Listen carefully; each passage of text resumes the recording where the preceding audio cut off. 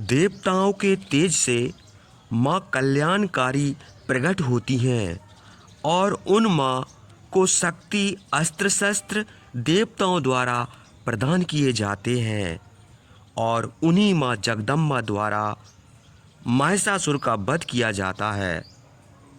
तो माँ के कल्याणकारी रूप की कथा का श्रवण वीडियो के अंत तक पूरा जरूर कीजिए।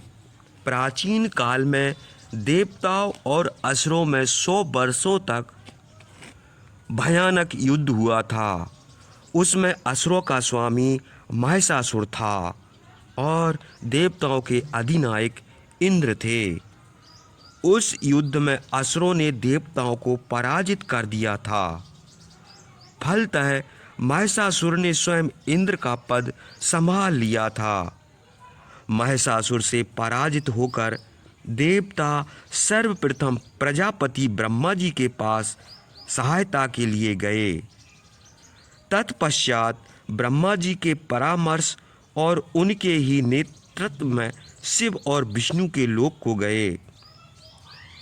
देवताओं ने त्रिदेव के सामने दुष्ट महिषासुर के अत्याचारों का और देवताओं की पराजय का विस्तार से वर्णन किया। जैसा कि हुआ था उन्होंने यह भी बताया कि दुष्ट महिषासुर ने सूर्य, अग्नि, अनिल, वायु, इंद्र, यम, वरुण आदि सभी देवताओं पर अधिकार कर लिया है और अपने अधिकारों से वंचित देवता भूलोक में मनुष्य की भांति विचरण कर रहे हैं। हे भगवान, हम लोगों ने उस दुष्ट दुराचारी और देवताओं के शत्रु महापराक्रमी महिषासुर के बारे में आपको बताया और अब हम आपकी शरण में आए हैं। कृपया हमारे कष्ट का निवारण करने का उपाय सुझाइए। देवताओं की विनती सुनकर भगवान विष्णु और शिव जी दोनों क्रोधित हुए। उनकी भुएं तन गईं और चेहरा लाल हो गया।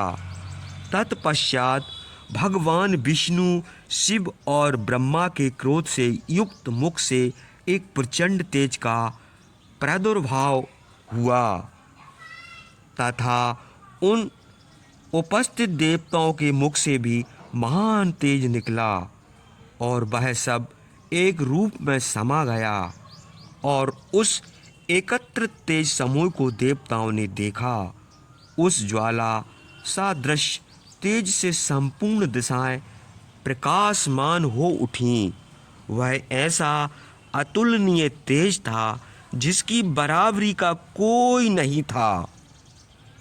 सभी देवताओं के शरीर से उत्पन्न अपने तेज से समस्त लोकों को प्रकाशित करने वाला वह तेज एक स्त्री के रूप में परिणित हो गया। उस तेज में शिवजी के तेज से उस स्त्री का मुंह और यमराज के तेज से उस देवी के सिर के वाल और भगवान विष्णु के तेज से भुजाओं का निर्माण हुआ। चंद्रमा के तेज से दोनों स्तन और इंद्र के तेज से मध्य भाग, वरुण के तेज से जंघों और पिंडलियों तथा पृथ्वी के तेज से नितंब का निर्माण हुआ। ब्रह्मा के तेज से दोनों चरण, सूर्य के तेज से चरणों की उंगलियां और आठों वसुओं के तेज से हाथों की अंगुलियां एवं कुबेर के तेज से नासिका का निर्माण हुआ।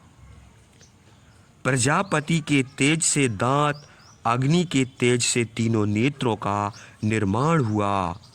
दोनों संध्याओं के तेज से आँखों की भौहें और वायु के तेज से दोनों कान बने और इसी तरह अन्य देवों के तेज से एक अनन्य अंग ने रूप ग्रहण किया तथा वह कल्याणमयी देवी प्रकट हो गई। महिषासुर द्वारा पीड़ित देवों ने ब्रह्मा, विष्णु सभी देवों के तेज को देवी के रूप में प्रकट होते हुए देखकर संतोष का अनुभव किया उस देवी के लिए शंकर जी ने त्रिशूल दिया, कृष्ण जी ने सुदर्शन चक्र निकालकर प्रदान किया, वरुण ने शंख, अग्नि ने शक्ति, वायु ने धनुष और तीरों से भरे तरकस प्रदान किए। देवराज इंद्र ने अपने वज्र से वज्र और ऐरावत हाथी से लेकर घंटा प्रदान किए। यमराज ने काल दंड से काल और वरुण ने फांस से प्रदान किए। दक्ष प्रजापति ने अक्षमाला और ब्रह्मा ने कमंडल दिया। सूर्य ने देवी के सभी रोम छिद्रों में अपनी किरणों का तेज दिया। क्षीर सागर ने देवी को अंगुलियों में पहनने के लिए अमूल रत्नों से बनी अंगूठियां प्रदान की। विश्वकर्मा ने देवी को अत्यंत ही निर्मल चमकता हुआ फरसा भेंट किया। इसके अतिरिक्त अनेक प्रकार के अस्त्र शस्त्र और किसी भी अस्त्र शस्त्र से न छिदने वाला बख्तर भी विश्वकर्मा ने दिया। सिर और गले में पहनने के लिए कमल की 2 कभी न कुमलाने वाली मालाएं भी दीं। समुद्र ने देवी को सुंदर कमल पुष्प तथा हिमालय ने अनेक बहुमूल्य रत्नों के साथ साथ सवारी के लिए सिंह भेंट किया। देवों के कोषा अध्यक्ष कुबेर ने देवी को मधु से भरा प्याला तथा इस पृथ्वी को धारण करने वाले सभी नागों के स्वामी शेषनाग ने बहुमूल्य मणियों से विभूषित नागहार भेंट में दिया। इस तरह से देवताओं ने देवी को आभूषण तथा अस्त्र शस्त्र आदि भेंट स्वरूप प्रदान किए। उस देवी ने देवताओं द्वारा प्रदान किए गए उपहारों से प्रसन्न होकर उच्च स्वर में अष्टहास किया। देवी का वह घोर गरजना संपूर्ण वायुमंडल में गूंज उठा।